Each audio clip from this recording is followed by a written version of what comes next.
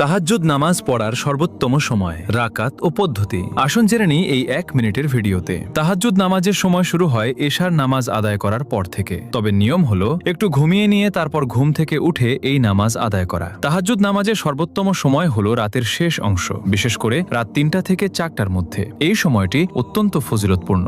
নিয়ত করবেন, আমি 2 রাকাত তাহাজ্জুদ নামাজ আদায় করার নিয়ত করছি। তাহাজ্জুদ নামাজ 2 রাকাত করে আদায় করতে হয়। এভাবে মোট 8 রাকাত নামাজ পড়া যায়। এই নামাজে নির্দিষ্ট কোনো সূরা নেই। আপনি আপনার সহজসাধ্য যে কোনো সূরা দিয়েই নামাজ আদায় করতে পারেন। যদি মাত্র 2টি সূরা মুখস্থ থাকে তাহলে সেই 2টি সূরা দিয়েই 2 রাকাত করে পুরো 8 রাকাত নামাজ আদায় করা সম্ভব। নামাজ শেষে মন খুলে দোয়া করুন, কারণ এই সময় করা দোয়া আল্লাহ তাআলা কবুল করেন। হাদিসে এসেছে, এই সময় মহান আল্লাহ তাআলা প্রথম আসমানে নেমে এসে ঘোষণা করেন, আছে কি আমার কোনো বান্দা যে আমার কাছে কিছু চাইবে, আমি তার দোয়া কবুল করব। এই ভিডিওটি শেয়ার করুন। আপনার একটি শেয়ারের মাধ্যমে যদি একজন মানুষও